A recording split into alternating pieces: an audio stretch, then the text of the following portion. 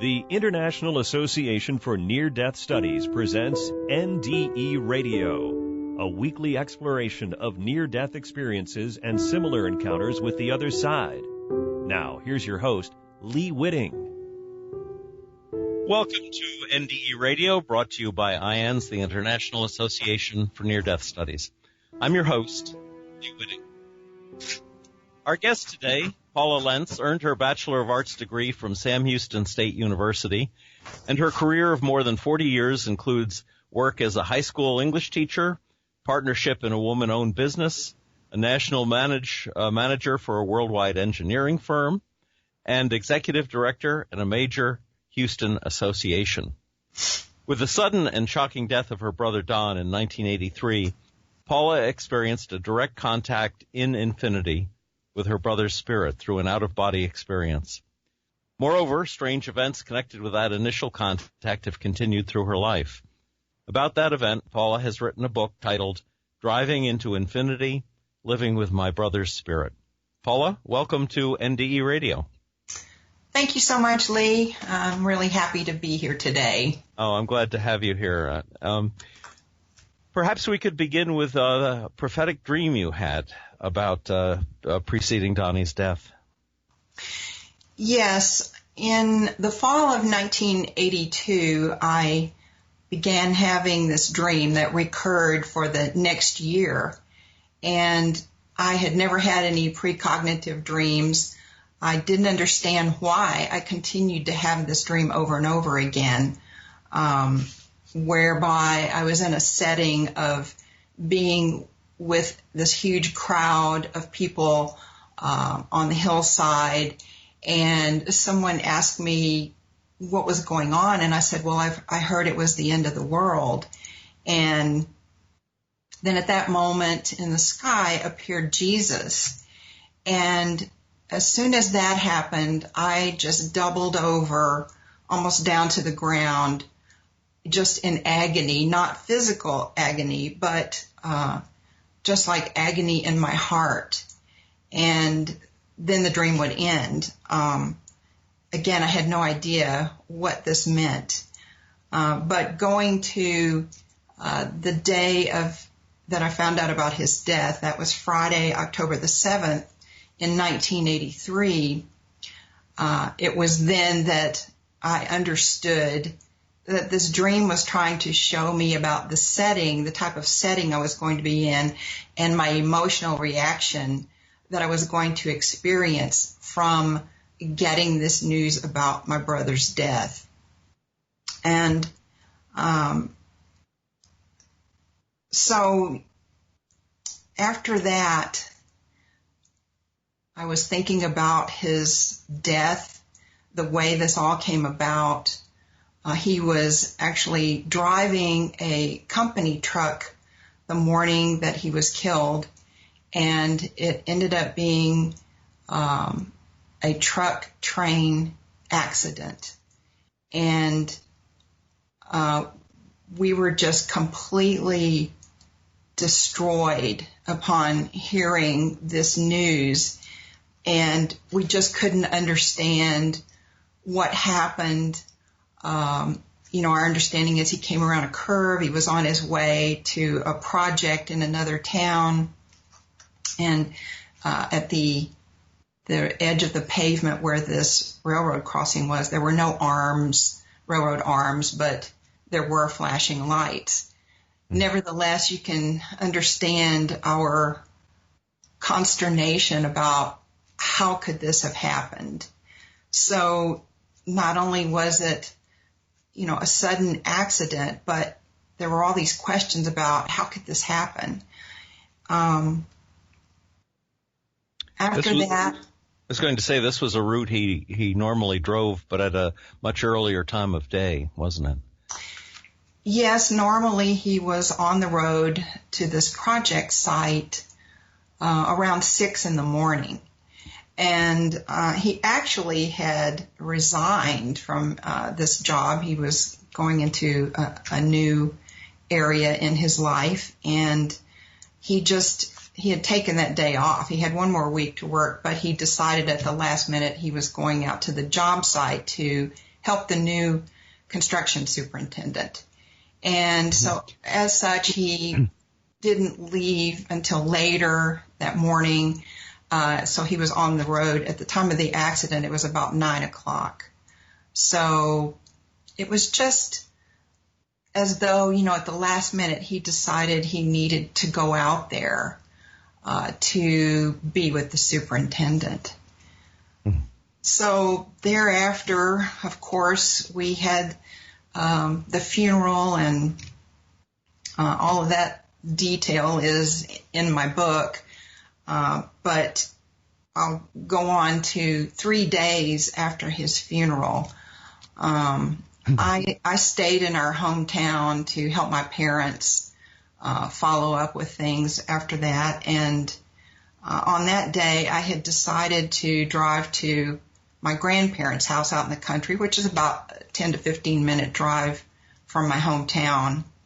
And I was actually driving his personal truck because, as I said, he was killed in the company's truck. Mm-hmm. And as I'm driving along, as I said, I was going to see my grandparents. I was taking some flowers from the funeral. And I'm driving, and all of a sudden, I began to see 360 degrees around me as I'm driving. And I had no idea what was happening to me. But within just, a couple of seconds of that happening, I saw to the right of my right shoulder, I saw my brother there with his hand on my shoulder. Now, he looked like a pattern of light. And I talk about how it reminded me of Star Trek when they were beaming people away. It was just, light. But I could still see who he was. And he began speaking to me telepathically. And he said, I don't want you to be sad.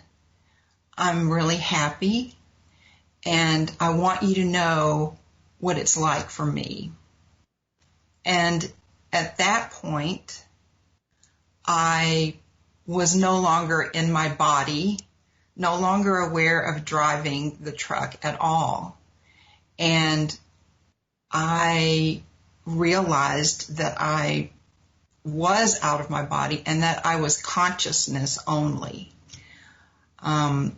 Once I was in that state, I continued to know that my brother was right there with me in the same location. And it wasn't so much about what I saw, but rather what I felt and came to know through this experience.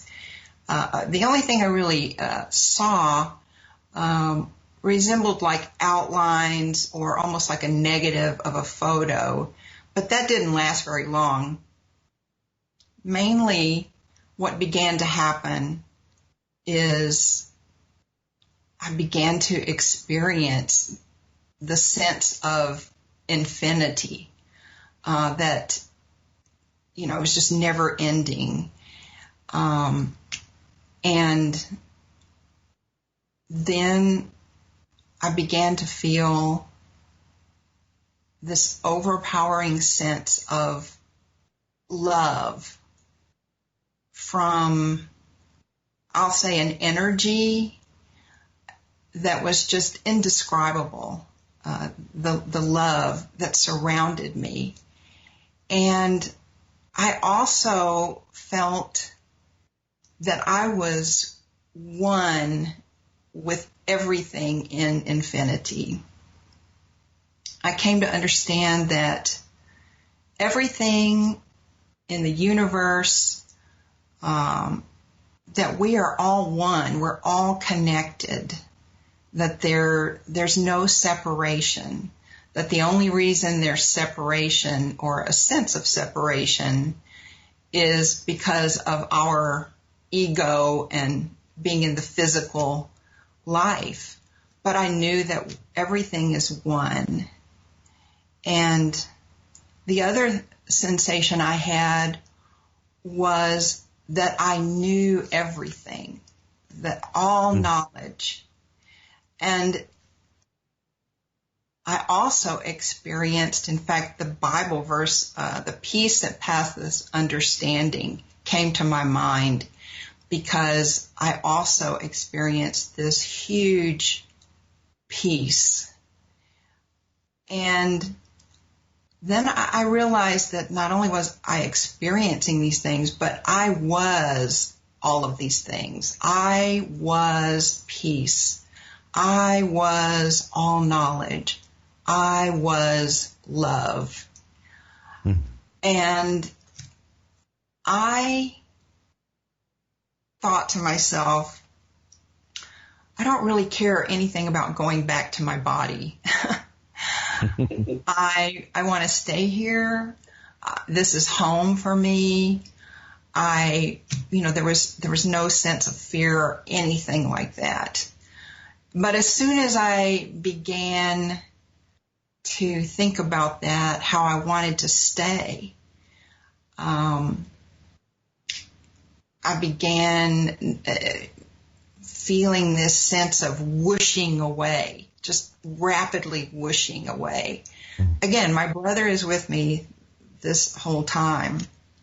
And as I began to feel that I was moving away rapidly, he pushed down on my shoulder, even though I was pure consciousness. That was just the sensation that I seemed to have. But he said to me telepathically, no, you can't go yet. It's not your time. And with that, I experienced a sensation of very rapidly coming back into my body. And it was like the sensation of that happening was, I saw myself as I was coming back into my body, and it felt like I just landed, like with a thud or something like that. And I realized at that point, when I was back in my body, that during this time, which probably was about 4 or 5 minutes, during this time, I had actually made a turn onto the road that took me directly to my grandparents. To this day, I have absolutely no recollection of driving or making that turn or anything. And as I continued driving, I felt really warm. My face felt really warm. I had the sense of being happy. I knew that my brother lived on and was around us, could see us. And I just felt so happy. And I could see how those who pass on, they see us in our grief, and they don't want us to be sad about them having moved on. But of course, for us, it's a natural reaction, of course. But I could see from his viewpoint then how they view all of us grieving. So when I arrived at my grandparents' house, I didn't tell them anything about what had just happened, but I tried to say to them, I know Donnie is okay.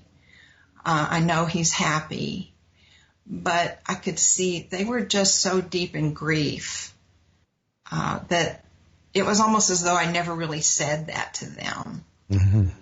And again, that just kind of brought it home to me even more how those who have passed on, they're trying to convey to us they're okay. It's the same kind of process there. When I first read this, that you were 4 minutes out of your body while you were driving the truck, It reminded me of those little bumper stickers you see sometimes where people say, in case of the rapture, this vehicle will be out of control. Clearly, your consciousness and your mind were both operating on different levels, or maybe I should say your brain, because you were able to do, I mean, that's a complex, attention-grabbing thing, being on the highway. At the same time, I mean, you're totally blissed out, seeing all knowledge and all of infinity. It's so hard to imagine that kind of that both our bodies and our souls can be functioning so well, but entirely on different planes. I wonder if that's sometimes what's going on, while we sleep, which would be a much less demanding thing for our body's sake. Right.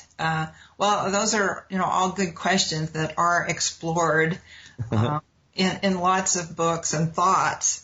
I don't really have an answer to that. Yes. But, you're pointing out about the driving, and that is really why I named my book Driving into Infinity, because, he was driving a company truck when he died and went on into infinity. And then I was driving his truck when this experience happened to me. I wonder if it's possible that while you were having that psychic experience, whether or not Donnie was driving the truck.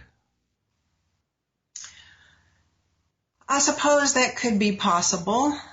There is evidence that we'll talk about after this that he was able to move things, yes, and photographs and VCR tape and so forth. And we'll get to that in a second. But that means he had some control over the physical world, right? And that is a good possibility that perhaps while he was showing me this, he had the ability to do that and ensure that, nothing happened while I was driving. And from what I've read, and even in working with the researcher, Dr. Jan Holden, who, as you know, wrote the afterword chapter in my book. Yes. This kind of experience while driving is really unusual.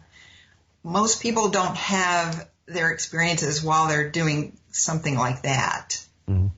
The only thing I've heard of that parallels this was a man I know who had a past life experience while driving. He saw himself in an entirely different era, doing entirely different things, and meanwhile he was driving the car, but he was not at all aware of driving the car or steering or turning or other cars coming at him. He just, when he got to his destination, he had this memory of having gone through this entire past life experience.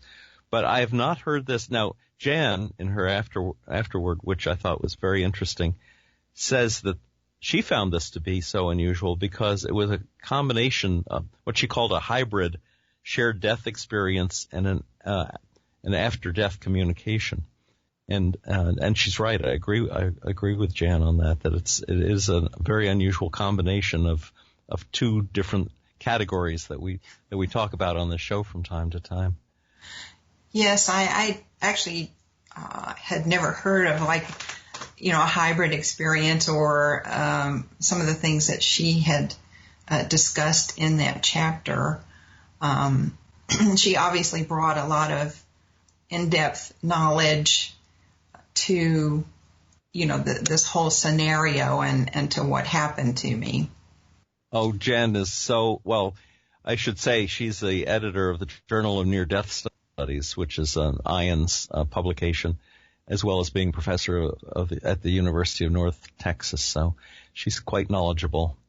Right. I wanted to get on to some of the physical events that happened after this, Right. that you took to be communications from Donnie. Yes.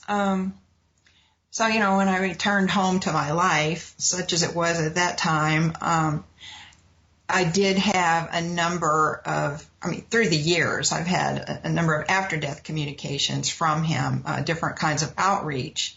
I know at my home in Sugar Land, one day as I was walking out of my bedroom, out of the corner of my eye, I saw Donnie standing in my living room, but he wasn't looking at me. He was looking at the stereo there and seemed to be peering through some of the records or whatever. And it was just an instant that I saw him. But to this moment in time, which is like 35 years later almost, I still see him very clearly standing there, just as he looked, when he was alive. That's the only time I saw him like that. And I do have to say that was not too long after, he had crossed over.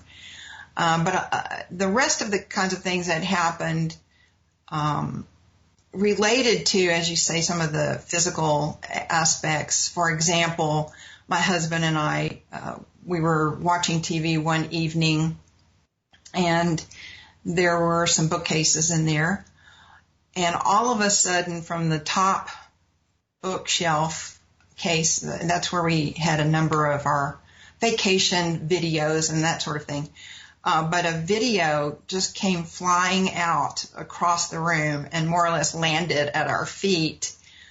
And my husband and I looked at each other in complete, we just couldn't believe what had just happened.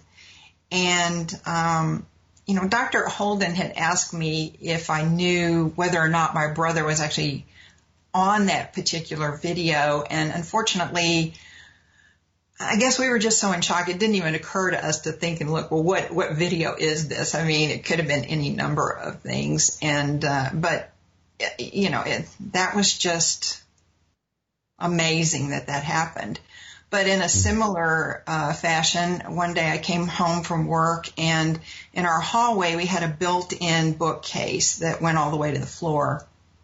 And when I started or came around the corner there to the hallway, I saw a book that was up against the opposite wall from the bookcase. And I'm thinking, okay, what is this? You could see where this book had come from. It had come from the very bottommost shelf, which was, even with the carpet there. And you could see where this book had been. It was obvious that this book had apparently flown out across the hall and just dropped up against the opposite wall. And this book was kind of just a leftover old volume from an encyclopedia set that my husband had, I guess, years ago. I'm not even sure why we had that book. But when I picked it up and looked at it, it was the volume that was D through E, which, of course, my brother's name was Don. Yes. And the other thing that would happen quite often, actually, even until the time we sold that house, but I began to notice that, I'd come home from work and one of the dining room chairs would be pulled out. And, our dining room was not a room we went into all that often. We usually ate elsewhere. And this one chair was always pulled out. I asked my husband one day, I said, are you coming in here and doing something in the dining room, leaving this chair? And he looked at me, he says, I don't even know what you're talking about. He said, no. I told him what was happening.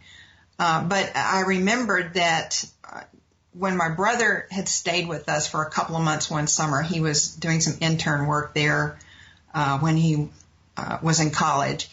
And he and my husband would get in the dining room. My husband had a electric football set at that time. And they would get in there in the evening, have a drink, start playing this football game, and they'd get all wild and crazy. And, I would come in there and tell them, hey, I'm trying to sleep. We all have to go to work tomorrow. And then they would laugh and then, say, okay.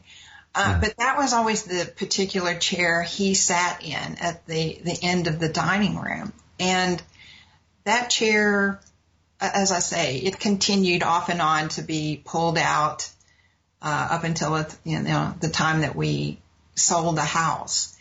And I just understood it was Donnie just letting me know he was looking in on me.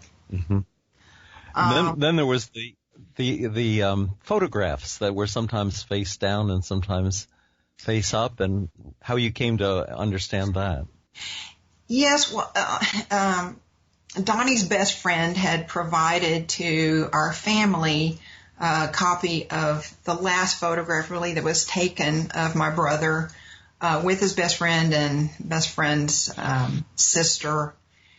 And so that was provided to us in a little cardboard type, frame that it came in. And I had that sitting out. Then it began that, I would come home and I would find this turned down. And I was thinking, why is this happening? I tried to make it, I'd close the door and do all kinds of things to see if I could get it to fall over, and it never would.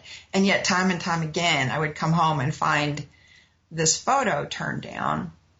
And again, I just thought, well, he's just letting me know he's checking in on me, that he's around. But eventually I was able to ascertain that these photos could actually tell me what was going to happen to people in my family. For example, my grandmother, I had, this big picture of both my grandfather and my grandmother, and she had been ill for many years off and on. And when I saw her photo turned down, I knew that the end was near for her. And sure enough, a week later, she died. And I had other incidents like that. The same with my dad. I had a little picture of him out, and the same thing. My dad had been ill. We knew he had all kinds of things wrong with him. It was just going to be a question of time. But again, when his photo was turned down, when I came into my office, I knew probably in another week or two he was going to be gone. And that's exactly what happened. So things like that developed out of some of these things that occurred. I found it interesting. Sometimes people say, well, if a residence is haunted, that it's a being that's somehow stuck in that particular location for some reason or another. But in Donnie's case, you and he visited eternity together. You felt all knowledge, so he was free. He was a free spirit who just chose to come back from time to time. Is how I read what you've told us about it. Exactly, and I thank you for pointing that out, because I've had one or two people ask me, do I think that he's just a ghost here, trapped at this level, still almost like earthbound? And my answer to that is no. I don't believe that at all, because when I was wishing away, he already knew about the next level wherever I was trying to get to, which, Yes. And so he knew, I didn't belong there. I shouldn't go there, because he already knew about that. I firmly believe that my brother is, in my opinion, a powerful spirit who has chosen to come back and just show me all these things, all these years. I mean, these things continue to happen, but I will say this, that as the years have gone on and I've been able to integrate these ideas more and more into my life and into, what I believe in terms of spirituality, there aren't as many signs from him. Yes, well, the evolution that you describe in your own spiritual growth in the book is really lovely. Paula, we are out of time, unfortunately. Okay. But I hope people will look for your book, Driving into Infinity, Living with My Brother's Spirit. And my thanks to you, Paula Lenz, for sharing your amazing stories of encounters with your brother Donnie. To the audience, you're welcome. If you'd like to listen to the show again or any of our past shows, just go to our website at nderadio.org. For information on IANDS, check out their website at IANDS.org. And join us again next Monday, 11 a.m. Eastern, for more NDE Radio. This is Lee Witting saying thanks for listening.